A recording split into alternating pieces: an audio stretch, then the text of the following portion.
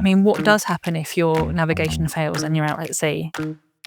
That exit strategy of your workforce, what are you doing to upskill them? Because there'll be other companies out there doing this as well, and you will get awash with people. So go talk to the people, understand some small wins you can have on the ground level, and then you'll start freeing up more people to come up with more ideas and to innovate faster. We're living in a time when AI evolves daily. Teams are dispersed, and traditional leadership roles no longer apply. The most powerful traits for leaders today may not be technical, but deeply human. My guest, Cassandra Vranjkovic, is a technology and digital transformation leader who helps organizations navigate AI with clarity and purpose. As the founder of AIQ Nexus and lead consultant at NetMonkeys, she focuses on strategy, ethics, and enabling teams to use AI to enhance productivity and insight rather than to replace people. Cassandra, I'm really glad to have you with us. Let's jump in. Thank you, Lucas. It's a pleasure to be here. So you often talk about how AI puts leaders in unfamiliar territory. Can you share what embracing vulnerability looks like in practice, especially for leaders who are used to having answers? I think leaders are in a really difficult position right now because the world has changed massively in not even 3 years.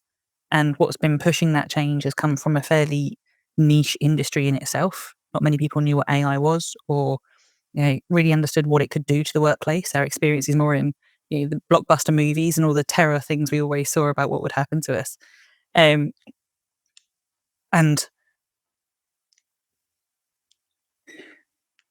had practiced this.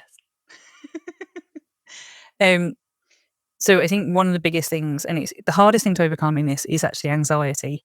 And it's a real beast to try and overcome in these situations, because I think it's far easier to get to the top of your game than it is actually to stay there. Because once you reach that kind of level, you get these kind of views that are put on you, you get responsibilities and accountabilities that you just inherit from the position you stand in now. And so people look up to you, people expect to have you to have the answers, to be able to lead the way. And so I think the biggest thing, the first thing that I often say to people is actually learn to say, I don't know. It sounds like a really simple thing to happen, but actually when you're sitting there in that meeting room and everyone's sat there looking at you and someone's asked a question, the whole room turns and looks at you and you're so used to having the answer there, it is really difficult to say, actually, I haven't got a clue. I don't actually know, but I'll go find out. That's kind of like, that's the second half of it, is that going and finding out. Because we're used to learning, perhaps we listen to a podcast in the car on the way to and from work, you read an article, something pops up on your social media. Whereas I think we have to start giving learning as much weight as we do doing our day-to-day job. You're actually taking that time, blocking a calendar for 2-3 hours in the afternoon and intentionally going out and learning something. It's not something you can really do on the fly now. You need to be able to go and talk to people. You need to be able to put yourself in an environment where the conversation is happening and you can learn from what others are saying and all of that. So it's having intention in learning to say, I don't know, being absolutely okay with doing that, because it is fine, regardless of what you might feel in that moment when it happens to you. It's perfectly okay to say, I don't know, and going out to actually learn with intent, giving yourself that space, that capacity to actually take in information. And I think the next thing, which is almost closely related really, is around admitting mistakes. And mistake isn't necessarily a negative if you learn from it.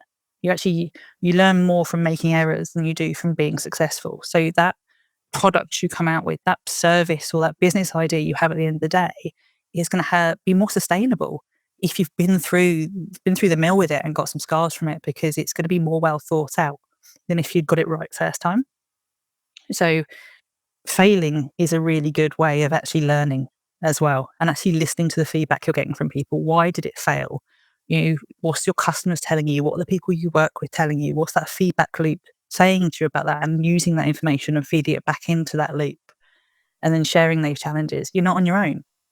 So be able to sit there in a meeting and say, Totally. I don't know, but I'm going to go find out. And then give yourself the space as well to make mistakes and surround yourself with people where you can have those conversations and share those challenges, come up with ideas, have the stupid ideas, have those ones that don't even seem related to what you're talking about. And building that conversation and building that network around you, I think, is really important. So it's kind of it's a hard thing. It sounds really simple, but it's actually being a human being and being kind of having anxiety and being top of your game is actually a really difficult position that adds more stress and more weight to being in that position for me.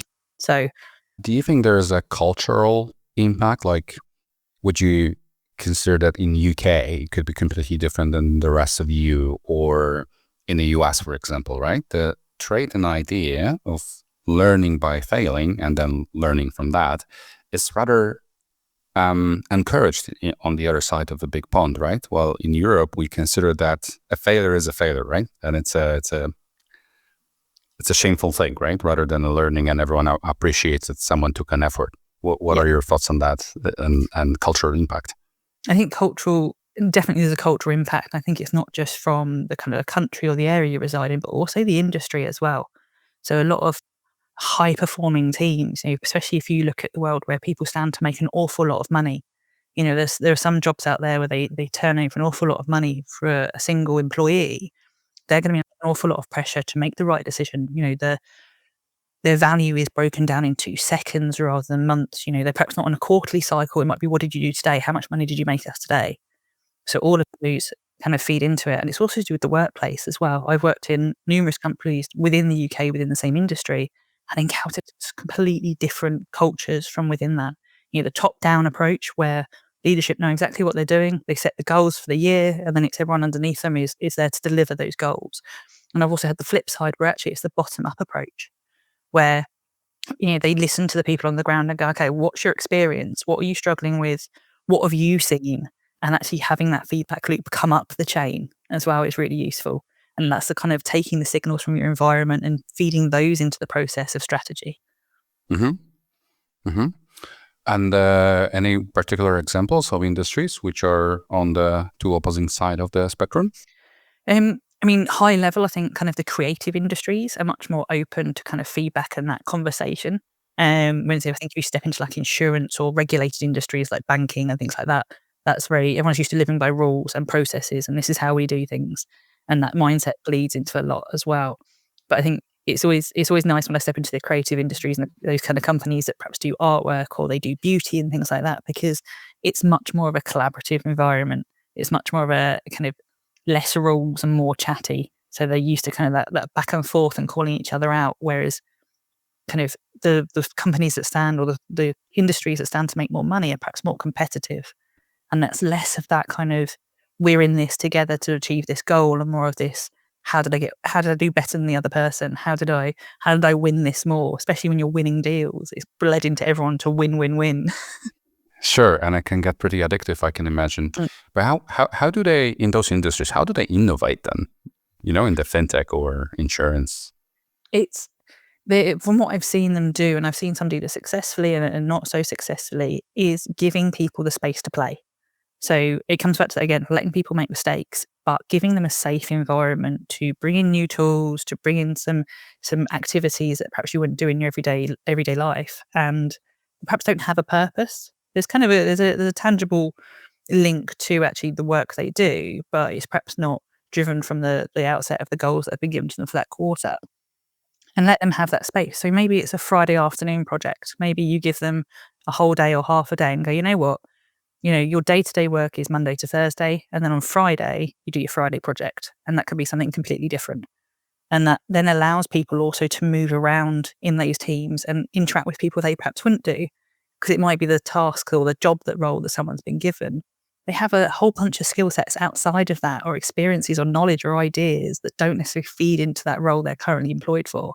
And that freedom gives them that space to then actually go and explore those and interact with other people and broaden their horizons too.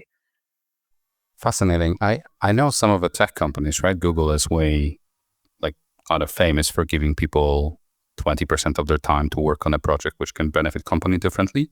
Kind of personal, but I believe Gmail was created this way, actually. Yeah, I think Notebook LM came from kind of the same kind of concept. It was just a side project or something off the side of someone's desk. They got tasked with it and it just evolved into this thing. Pure creativity without any expectations. How would you call this? I call it a lot of fun. I've always enjoyed working in those companies that allow that kind of activity. It's the impact it has on the workforce as well, because you're kind of trusting your workforce to actually go do something as well. You're not just saying we're going to manage your time Monday to Friday. These are the hours you'll work. But you kind of hand some of that authority back to your staff and let them inform you. And it helps build that relationship up as well. And it is great to like see people demo things and give them the kudos back and go, actually, you've done a really good job. This was, not what we expected. And it fuels that through all that creativity and imagination. Oh, absolutely. It's a sense of freedom, right? Instead of control, you give more freedom. Yeah. Brilliant. And because there's so many new tools and developments, like you mentioned, right? In the last 3 years, the speed and the pace of all the changes are significantly higher than I ever remember, right? From the last 20 years in technology. I mean, how do you establish a difference in people being curious and trying different things versus being completely overwhelmed by all of these new ideas, new tools? And I think it's a struggle. I don't think the actors have changed. We've always had this issue of kind of news coming at us. It's just been amplified over the last few years. So I think the same roles still sit there. And this is kind of how I try and view it. So if you look at before the dot-com boom, we had people driving around and selling VHS tapes out of the back of their cars, like the bootleg versions of movies. And that actor still exists. The difference is now they just have a microphone and social media and they're, instead of selling VHS tapes, they're selling information and news. So it's kind of weeding out those people and kind of identifying who's really surface deep before you start kind of following what people say, because there's a lot of noise at the moment. And this is the struggle when there's money to be made out of something. Everyone wants to talk about it. Everyone wants to look like the expert in it. Everyone wants to be kind of amplifying themselves and getting the recognition for it. I think the easiest way to not come overwhelmed is not necessarily, don't sit and watch the outside world and take it all in. Start from yourself and work outwards. So what are you actually looking for? If you're looking to bring something into your business, what do you actually need to focus on? What's causing you the biggest problems? Where do you want to improve the most? What new product do you want to launch? And start from there and work outwards. So set your learning goals and set the goals of what you're going to go look at and say, you know what? We spend an extraordinary amount of time doing this one thing. We want to solve this one problem and go out and find something for that. If you start from the outside world and work inwards, everyone's going to want your attention. Everyone's going to be sending you things. I've got over 10,000 unread emails in my inbox at the moment from newsletters and product things. I've just given up. My email's now dead to me. I have a few little notifications that go off if it's someone I know, but other than that, I'm not interested. And it's the same like with my LinkedIn messages. The amount of people who I don't know that reach out to me that are trying to sell me something, offer me services. The information's coming at us hard and fast, especially in a world of 24-hour news as well. How quickly do we forget that things have happened because the next news stories round, the next new clickbait articles come out of a slightly misrepresented kind of piece of information. It's overwhelming and it's madness. So I'd almost say, don't start in the outside world, switch that off for a moment and actually look at what do I need and go out from that route and start looking from that direction and ignore everything else. Nothing else matters. You'll get there eventually when you have your next problem to look at or the next product you want to build. But that can wait till later. You can't do everything.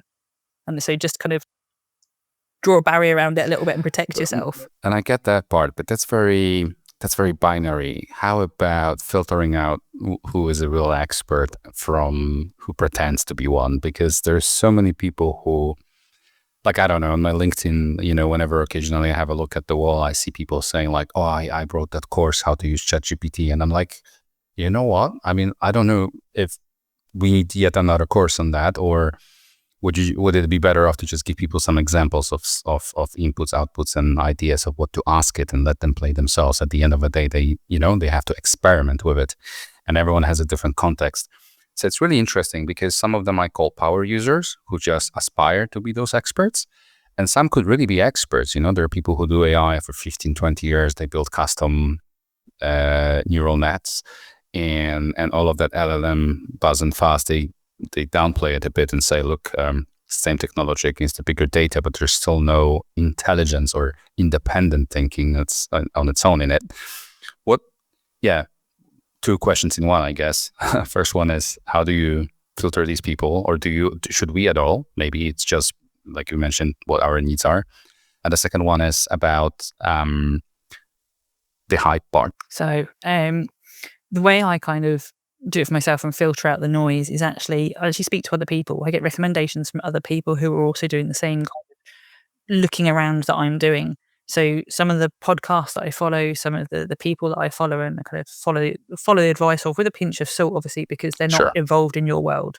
They don't have context of what your issue is. As you just get recommendations from others. If you Googled it or if you typed a keyword into any social media platform, you're going to get hit with thousands and thousands of results. So that's the number one way I do it. And you quickly get people going, "Oh, no, I don't know, that's rubbish." And people are very open to putting something down, and much more than they are to talking it up. Um, so that's the number one way I would actually do it, is speaking to other people, getting their kind of, who do you follow, who do you like, why do you like them as well. Um, exactly, like who've had followers. I mean, it's very difficult to do this from a standpoint unless you have access to the analytics. But who's had, like, if someone's suddenly had 1,000 new followers on social media in the last 3 days, I'm always much more cautious of them than I am someone who's got 1,000 followers over the Absolutely. last 3 years. If people have been coming back and actually listening to the information and reusing it, that's much more kind of valuable in my eyes than it is someone who's suddenly hit the scene and taken off on all their kind of engagements and things. But then for the hype, I mean, it is hard. I see some of the headlines that come out sometimes, and they're absolutely ridiculous. If you have any knowledge at all about what the underlying story actually is versus the headline, it's it's difficult, but I think it actually requires effort. And I think this is the biggest problem with what we have going on right now, is people don't put that effort into actually understanding what's underneath. They read the headline and maybe the intro kind of paragraph and kind of stop there and think they understand. But you have to kind of read that article. You have to read an article or see a story on something similar that's talking about the same thing. And how many of those actually kind of agree or get to the actual baseline of what the story is. Because we have to remember, social media, newspapers, any kind of news outlets, they make money off us by clicking and reading their articles. They don't actually, their priority isn't telling the truth or giving the full story. And also, the people writing these things or giving the information perhaps don't know either. That's not their specialism. So how do people make money out of you? What are you giving up by interacting with their content? That's Yeah. always a big question for me as well. So We're wired to love a good scandal, right? oh, absolutely. Like some of the headlines I've seen recently, it's like the most boring story ever, and they've made it sound like an absolute tragedy. And it's like Brilliant. So not only passive learning and on the surface learning, as you say, but also that's not enough. So what are the better practices to do it? I think you have to come back to how we're built. We're kind of, a lot of our interactions have gone hands off recently. You can learn online from an online tutor. You can take your news in from online. You can do your shopping online, where you actually limit all these interactions. But humans aren't built that way. We're built to actually interact with other humans, and our brains work by building our own neural networks, just like we have in AI. And the way we strengthen those is actually by utilizing them and revisiting ideas. So if you're going to sit there and watch a YouTube video or read an article, and that's kind of the breadth of your method of learning, you actually don't get that far, because there's no back and forth, there's no exercising your mind in this sense. Um, so it's like walking a path through a grassy field. You walk it once and that's going to disappear. It's the grass is going to bounce back up and that path is going to go away again. But if you walk that path every day, suddenly like an actual path is going to develop through the grassy field.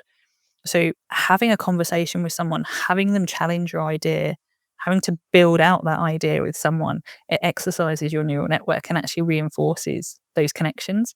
So when it comes to later on implementing an idea or writing down something yourself, those memories are more embedded. So the passive learning literally just allows you to memorize something. Whereas having that back and forth, challenging your thinking, having to justify your thinking or why your idea is good or expanding upon it, actually is actual true learning. And so you don't just repeat what you heard. You actually then you can flip it on your head. You can understand why it doesn't work, why it does work. And then you can actually utilize that in different contexts as well. So rather than just repeating the words off a YouTuber, you can actually use that knowledge. Sure. So like interacting with a prompt, I suppose, right? As an example, in practical example. Yeah, you could do it. I mean, you can do it with AI. I do it quite often when I've got a feeling I've got a good idea, or I know roughly where I'm going with something, but ask the AI to challenge you back, find the problems, tell me why I'm wrong or anything like that. And then you have to almost argue it out with the AI is a good way.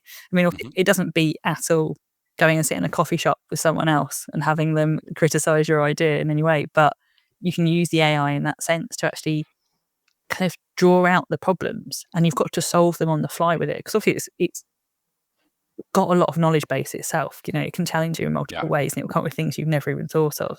So you can say to it, if you're coming up with a product for your customer, you work in the medical industry, find the problems in my idea.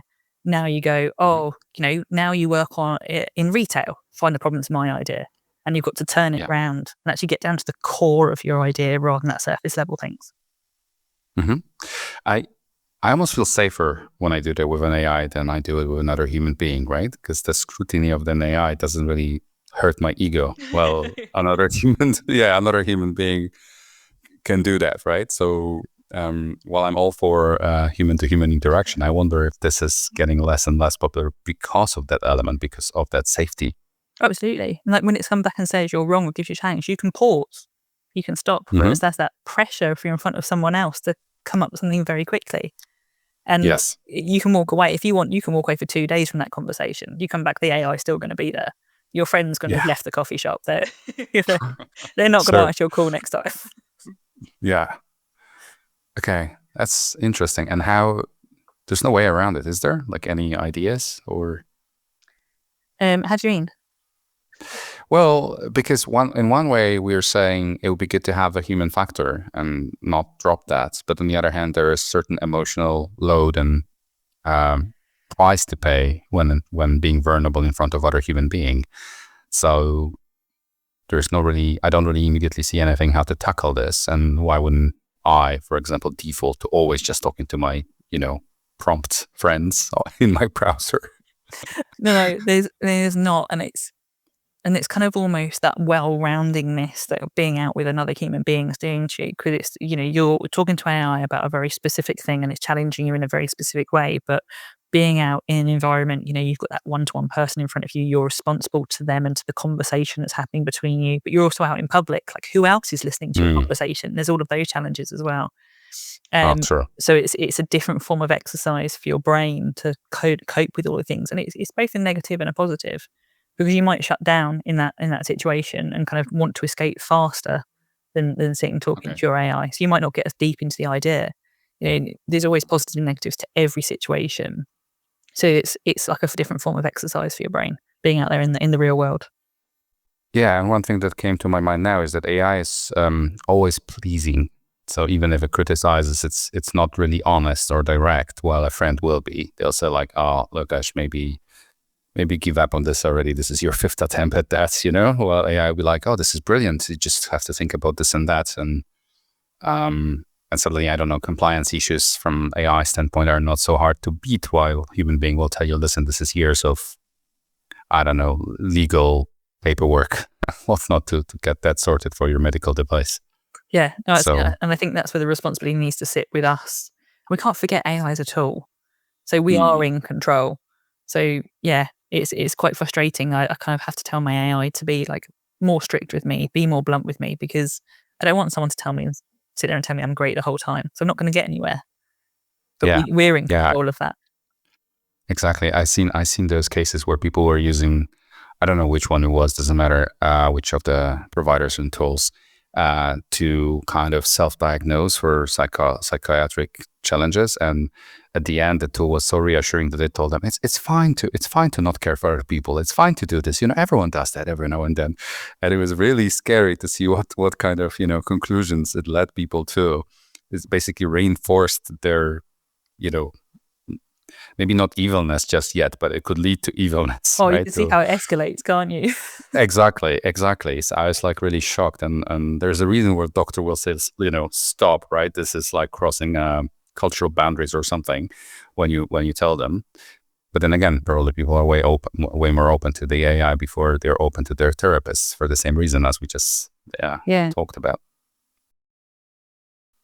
So, changing the topic a bit, there is a tremendous pressure now on businesses and business leaders to be AI ready, to be, AI adopted companies and leaders and drive change in their businesses. And while I understand that from certain standpoint for fast-paced scale-ups and startups and maybe even entire industries, I don't completely get that from a perspective of like average on a street vendor, right? Selling bread or bakeries or places where we go to buy our meatloaf. So what are your thoughts on that, and how as individuals and organizations we can stay grounded in that strategic and ethical decision-making process on where does it make sense, where does it bring real value versus just a buzz and fuss for investors and being trendy? Yeah. So this is a question that I hit in every business I go into. You kind of it's back to that question of why are we doing things. So what I have myself is a really basic Excel template where it's actually a calculator and it's got around 15 questions in it. All from things like how many people does this impact? Does it impact one person? Does it impact the whole company? Right through to kind of like how difficult is this for people to pick up? It may have an amazing impact on your business, but if no one can get to grips with it, then you're in a bit of a trouble. Um, and there's several areas it steps through around cost reduction, around efficiency gains, and actually then score out 5. And you then say, kind of each question 1 to 5, very simply, because we don't know the actual impact it's going to have until we do it. 5 being brilliant, 1 being not very good. And at the end of that actually gives me kind of a final score on it to say kind of this is a high score, this is a low scored one. And it really helps me because when you go into a business, you really just have one thing you're trying to do. It's, there's 50 of them. Everyone has an idea. Everyone's got the best idea as well. And it tends to be whoever shouts loudest gets their project done. So this allows me then to go through and everyone gets asked the same questions. Everyone kind of has the same scale they rate out of. And then at the end of it, I can say, well, actually, you know what? This idea here, although immensely boring, it's actually scoring very high for how much impact it'll have across your business. And it then allows them to focus on which ones should actually take priority and which ones should get the resource and the time and the money to actually be delivered, because some of them sound fantastic because they've come up with this really sexy idea and it utilizes all this new technology, and then when you break it down, it's not actually going to have any impact. It's just exciting. And it is a struggle not to get distracted by all of those ones that kind of sound amazing. And it's a really simple calculator is what I use, and just rank them all the same way. There may be ones that impact only one person versus the whole company, but maybe it transforms their role completely and it's low cost, in which case then, yeah, that's great. Why shouldn't you do it? If it's quick, it's cheap, and it's going to change the world, that's fantastic. But that's kind of how I do it with them. There's probably more ways of doing it, but I like that essence of being able to look at the total score and give me an indicator of, very easily where should I be focusing, but also going back to people and allowing that two-way communication of if someone really does believe like their idea is really good and they really do want it, to be able to pinpoint in each of those kind of questions and go, well, actually, it scored really low here. Perhaps you need to look at, maybe it's, the cost of it's actually too high at the moment. It could be something that in a year's time is really cheap again as the cost comes down. We can revisit it, or maybe you need a different approach to it. But you can break it rather than approaching it as the whole idea and kind of this big thing you've got to tackle. Break it down into the components of it and say, actually, it's too difficult to use. We need to come up with a simpler way of implementing it, or it costs too much money. We need to find a cheaper implementation, or maybe simply, it doesn't really help anyone. It's exciting, but it doesn't really do a lot. And you can then actually focus in on those bits that will add more value to it. And then someone can go away and they can come back and go, you know what? I've reimagined the way I'm going to do this. Still the same idea, but it's done differently. And now look at the score I'm getting. And it just gives people that mechanism to work with and that feedback loop. Would you be okay with sharing this self-diagnosis Excel with our audience afterwards? It's not exciting or pretty. It's very basic. I think it's a really cool methodology that you put together. Why not to share it? People could self-diagnose as well in their businesses or their day-to-day activities. That would be brilliant. Thank you. Super. And what are the most common reasons for pushing back when you're having those, diagnose sessions and then discussions within the team? Usually, predominantly when you look at when you go into a business, I hold workshops quite often. I will have kind of 10 to 15 people in a room. And, I like that free form conversation when anyone can throw up an idea at any point and we can have a full discussion about it of why it works and why it doesn't. And the 3 common kind of business objectives I get given at the start are like increase efficiency, reduce cost, and deliver more to our clients. Um, Right. and I think you have to go one step further than that, and this comes out later in the discussion, but it's around the environment you create for people. Um, Often an idea can look quite good on paper, but I think you have to take it that one step further when you start getting deeper into the implementation process.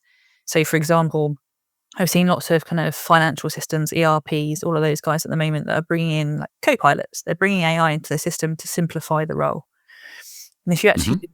if you look at what the role was before on the kind of business metrics, yes, it increases efficiency, it reduces the time to market on these things. They go from this is a week-long job and we've reduced it to 3 hours. Isn't this amazing? On paper, looks fantastic. But if you actually look at the experience of the user, um, they've gone from analyzing data to solving problems, doing investigations to what now the experience is the AI does it, gives a summary, Okay. and then Hmm. they press OK. And then it moves on to the next thing. And the AI does it, they read a summary, and they click OK. And we call it human in the loop. But actually, what have you reduced that person's role to? Someone who's used to being involved in the information, talking to people, interacting as part of their job. That environment you've created for them is boring. It's dull. They don't utilize any of their skills, their knowledge, or their experience, and you've reduced their role to button pushing. And as we saw with like cookie notifications and things, people very quickly just it pops up, and out of habit, you click OK, and you move on with your life. You're going to start bringing that same environment into that work. And then you get employees who are disengaged, they leave, they get bored, they start making mistakes. So the ideas, I think, have to go beyond once you can prioritize on quite a high level on what you should focus on because the outcome is important. How much impact will it have on your business is incredibly important.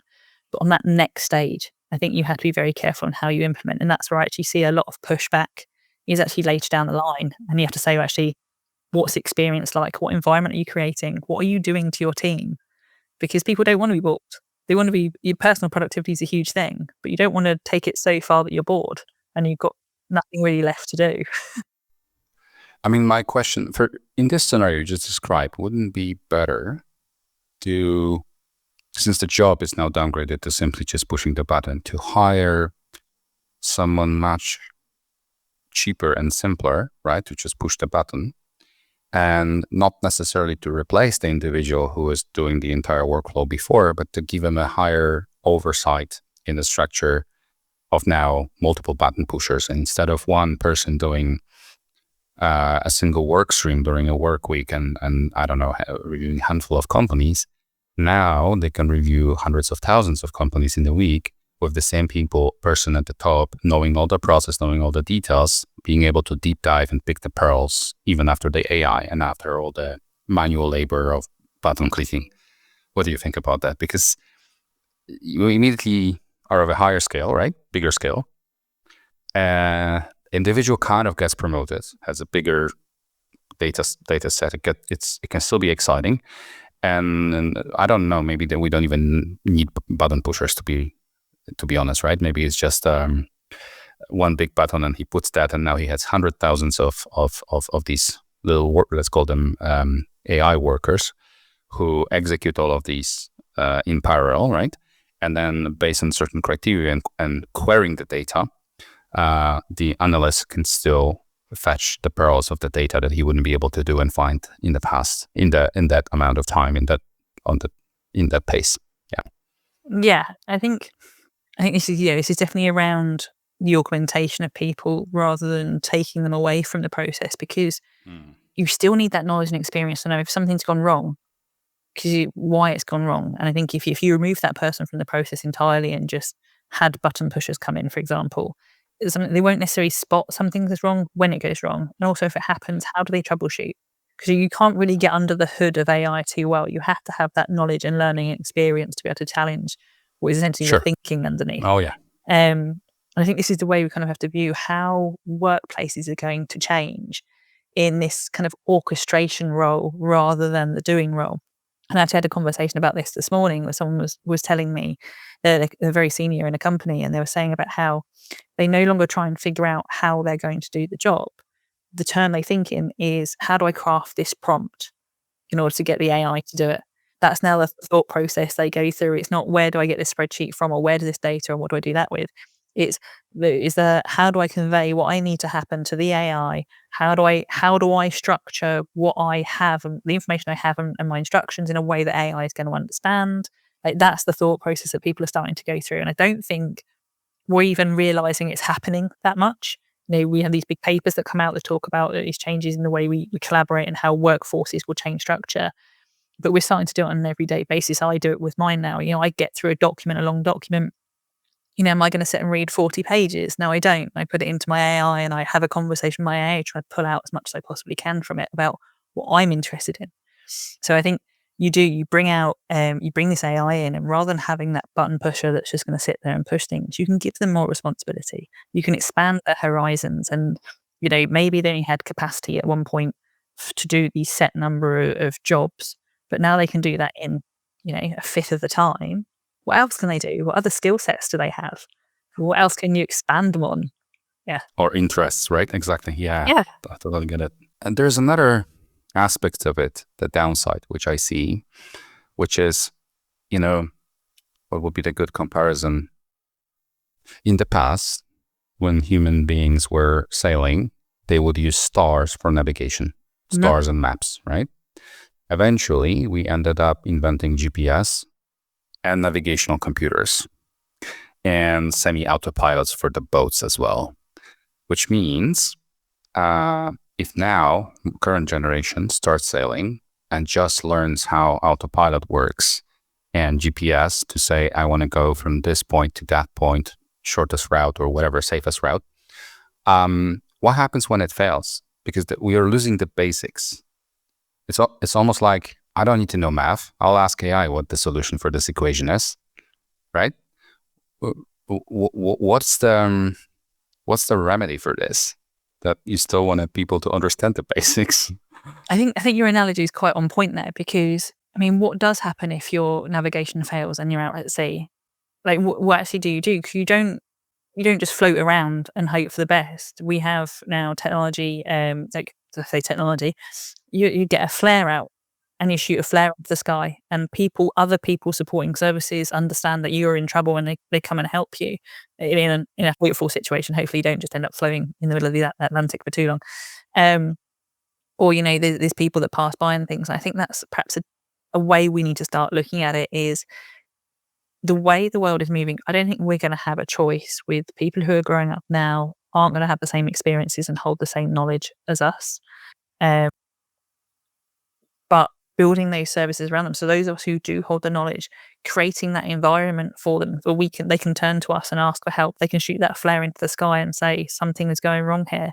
So maybe consultancies start to change, and rather than coming and helping you, decide how you're going to move forward, they also provide a kind of safety net for you as well on expertise when something does happen coming to you. Or maybe it's an area within your business. Maybe that's where your supervisors and team leaders start to come in. Those people higher up the business, and rather than having people who just manage teams, their role changes to actually, they provide that supporting service to help elevate people when they are struggling. I think we can't really look at things in isolation and say, we're going to forget this knowledge, because we don't forget knowledge. We still make bread. We still have bakers who bake from scratch. I made caramel this weekend from when I was making a pie. We have the informational sources to find it out. So, just drop off into darkness. But in the same vein, I think we have to make the conscious effort to make sure those things are there. Those safety nets do exist. And I think if we just kind of hope for the best and we hadn't packed that flare or hadn't, created a service of the Coast Guard, you would be floating out of the Atlantic forever. So I think we need to approach how the environment is laid out to support these things. I like that. So in that analogy I brought up, if I understood you correctly, you mean instead of investing in a backward knowledge, in knowledge of the past of an individual as well, when generations move forward, we build next level of support nets, such as, in my example, Coast Guards, patrols, predefined routes that ship are taking. So there's other traffic that can pick us up. Instead of saying like, you know what, no matter what happens, you will still be able to navigate or we put a little sail up, and then you navigate by you use wind to propel your ship or whatever else. That as an individual, I'm ready for every scenario. Instead, the entire system is ready for any scenario of any individual. Exactly. We're used to doing it with that physical safety. You almost need the same approach to knowledge and services. When we're going to physically get harmed, we're very quick to spin up a service that's going to save us. We have medical professionals, fire service, Coast Guard. We have all those things, and we can do the same with knowledge and expertise. Maybe this is where companies start partnering perhaps more with maybe universities or research hubs, and bring in that kind of. I know that large scale companies may even be able to afford to kind of carve out a division for research and knowledge and keep hold of that. Like you have your enterprise learning departments and things that exist within these companies. Perhaps that just expands and gets more capabilities and more skill sets brought into it. And to even run the simulations, right? Universities could just specialize in running XX scenarios for, sailors, airplanes, whatever. Interesting. That's an interesting thought. Okay. And this entire thing requires a huge amount of collaboration and, same direction, course on the same direction. How do you help, or what's your experience in breaking down silos and working across different skill sets, and especially when the new tool can also be threatening, right, to individuals or entire teams? I think because the whole point about it being threatening to teams and people, it's always something I think I overreact slightly to, because I was trying to drum down the point that the technology is not doing anything. The internet didn't do anything to us. .com boom didn't actually cause anything. It's leadership decisions that do these things. So it's very much in the hands of business owners and leaderships of areas to actually control this as well. So we're very much kind of, I think, things like you've got corporate structures now. So you've got your department, you've got your team, you've got, all these business silos that are happening. There are practices I've seen with varying success, depending on how they're implemented. But you have things like there's a concept of squads, which is where you still have your structures out there, where you have your engineering team, you have your data analysts, but then you build a squad which they have a responsibility. Maybe it's a particular product or a business service, and they all work together, and it brings in the specific skill sets from each area, but they work as a team and they operate as a team.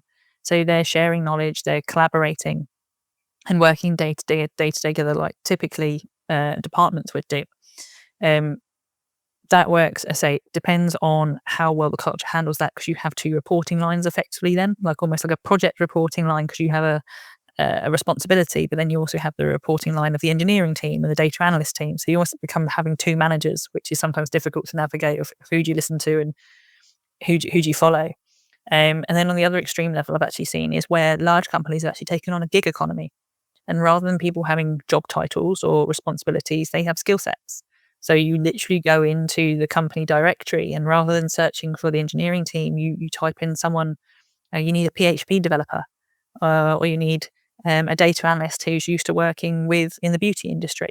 And you pull up people by that way, and then start grouping people together who work well together, and their skill sets complement each other, and start building teams in that fashion, depending on what it is you actually need to do. So it's very kind of, you can go from very rigid, and I think that then causes a little bit of siloness, if that's a word, into the learning and collaborating.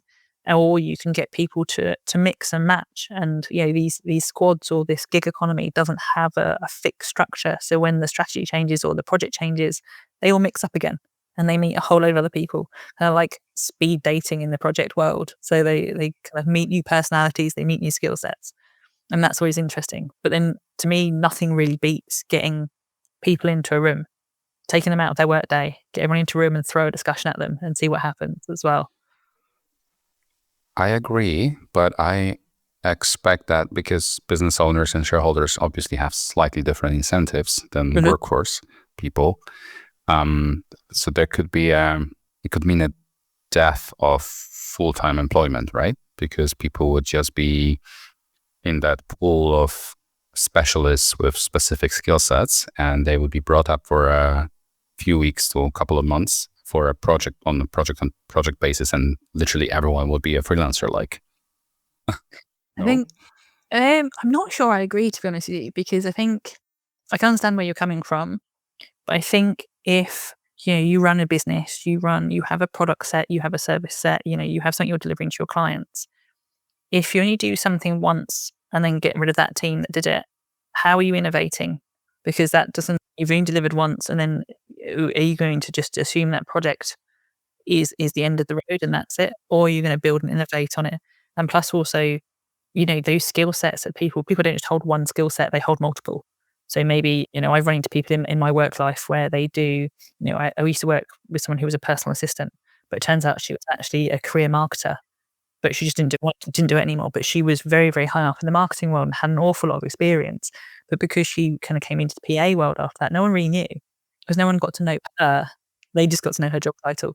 So I think people will have multiple skill sets that then will get reused across the business, and they also take that again back to the knowledge point. They then take that knowledge with them as well. So Yeah, I think that's that's true. sometimes where businesses struggle is if they replace people with the AI. Only so much of your business knowledge is actually written down. Hmm. Those True. relationships with your clients and things like that aren't existing in the AI. So I kind of don't agree with you there, I'm afraid. I think No, I fair think in, enough. in the real world it'll be different. I like that. I mean, history also shows that what you're saying is correct, right? Even during industrialization, certain jobs got squished, right? They no longer were like manufacturing, right? Like it's all got automatic now. But there's more specializations and more technologies in manufacturing that require still more people to do it, even if there's machines and software to do that too. Hmm? All right. And what are your favorite actual examples of AI implementations and deployments that support people on a day-to-day basis? I think my most favorite one's actually the least interesting. I've been part of like large scale projects that sound on the surface incredibly intelligent and complicated. Um, but there's a few little AI apps out there now that I use every day and make a huge difference. So for example, like Gamma AI, which they make presentations and documentation for you. The amount of time that has actually saved me, and actually all my documentation actually looks so much better now because I bright brain dump into the AI, like just waffle at it basically, and it will produce me this perfect presentation with images. It's all correctly formatted. It is far better a job than I could ever do, and it's done in a minute. Like, as soon as I hit go, it's just running through it. And I spend my time perhaps updating the images if I want different stylization on it, or like slightly different image on it, or perhaps sometimes changing the layout of the text.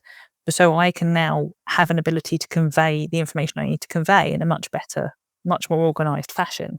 So people are benefiting around me as well, because rather than having something I've put together, which the sentence structure isn't quite correct, or the flow of information doesn't quite go properly, um, I can then take something that's kind of my head waffle and put it out to other people who can then reuse it within my business. So, for example, I've got things around practices on how we work.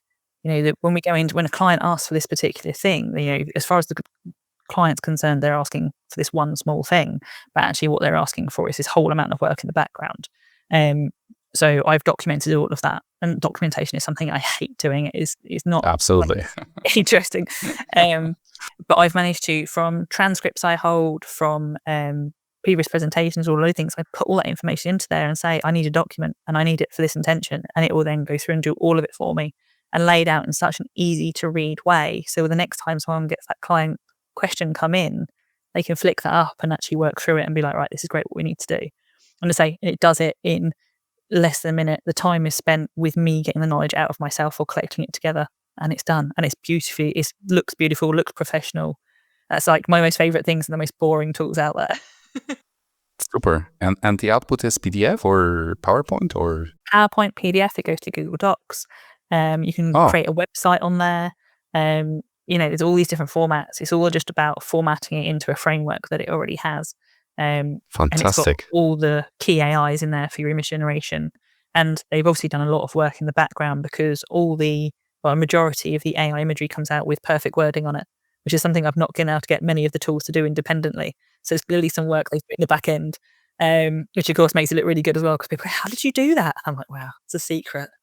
It's So no my putting that one Google into Doc. the episode's notes then. Okay. Uh, Super. Any others? I think I mainly sit between that and Notebook LM. I absolutely love the map feature in Notebook LM. I'm a massive geek and I love learning. Um, and being able to is take all the information I go across. I find articles, I find YouTube videos, I find all these different sources of information and put them into one notebook. And then Mhm. being able to converse with it is really helpful because when I don't completely understand something, I can push it a bit further to kind of normally simplify the language. But being able to explode it then into a mind map that then basically breaks it down by subject and category and being able to then to explode those. So once I feel comfortable actually kind of at that level understanding it, I can go into more and more detail. And the audio overviews are great. I spent a lot of time actually formatting a prompt. So normally you get out of it kind of a 18 to kind of 25-minute audio overview out of the standard issue. I've managed to create myself a prompt where I'm now getting kind of 90-minute podcasts out of it. So I can then Wow. actually sit and actually listen in detail to actually what's going on. And the fact you can interrupt. You've now got a beta version where you actually interrupt the podcast and you come on as a caller in the show and you can No ask your way. question, ask them to revisit a topic, and so you can Fantastic. actually be interactive with it.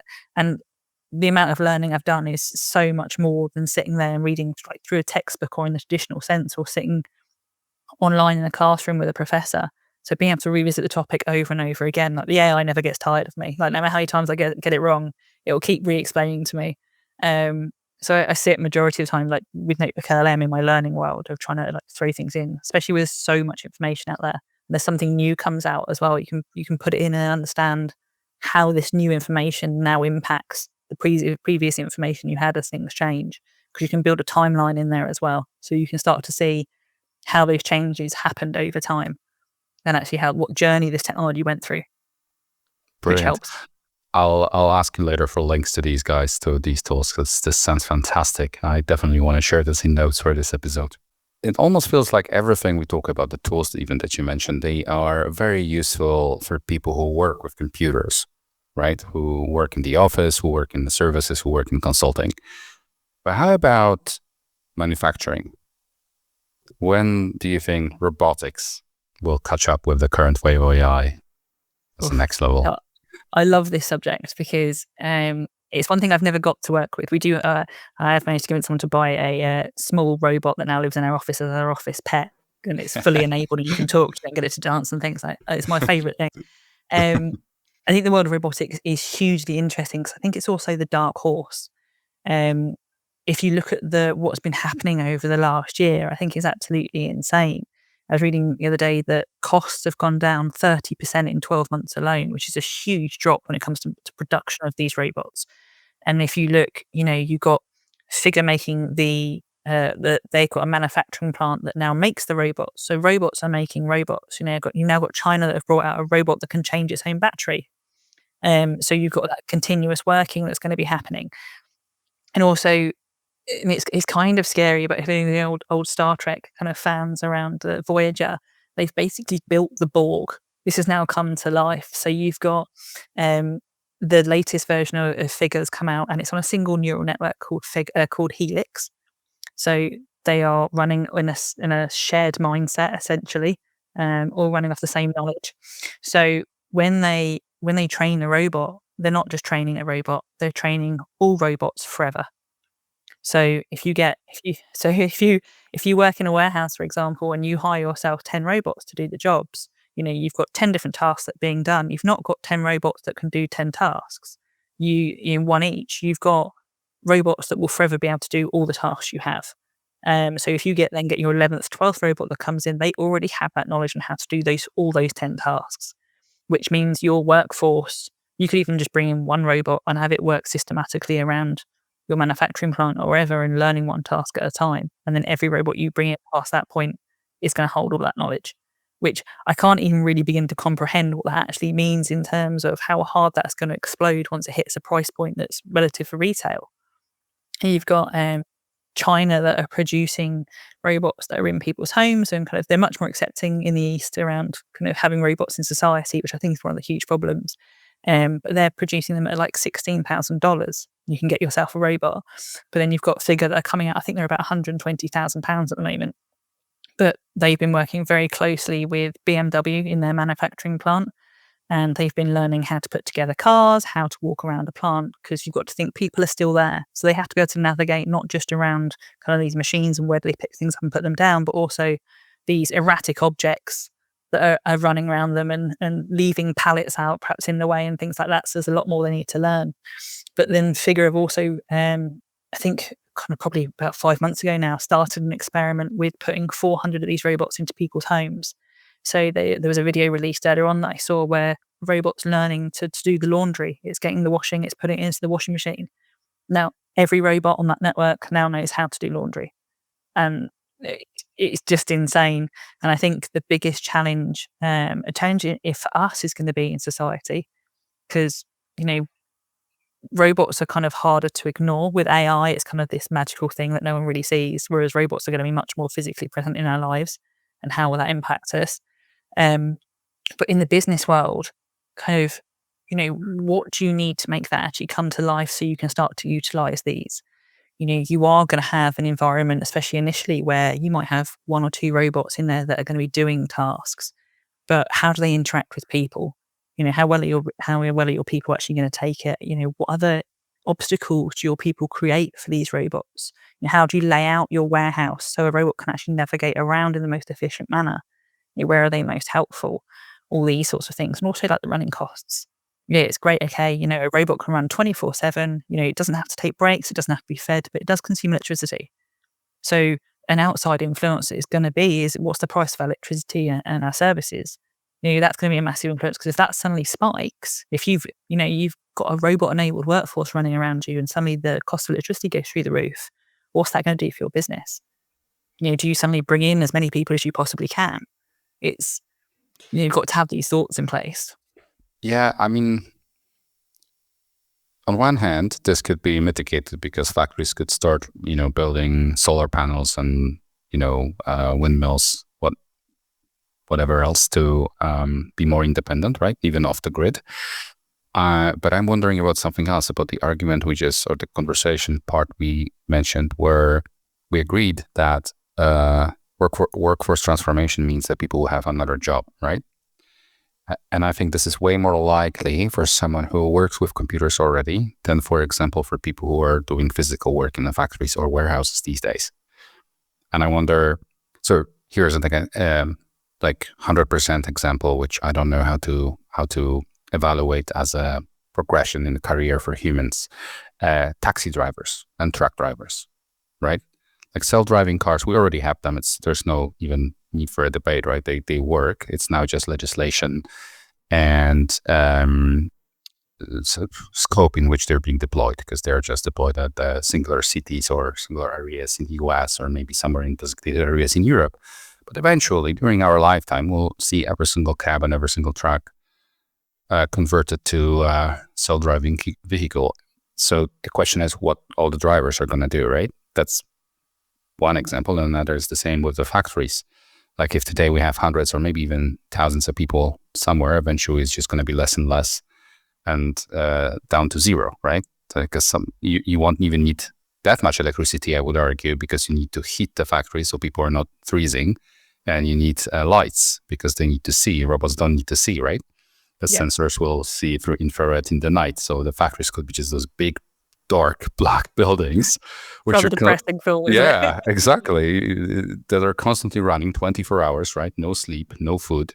Food could still be more expensive to grow and deliver than actual electricity for the robots.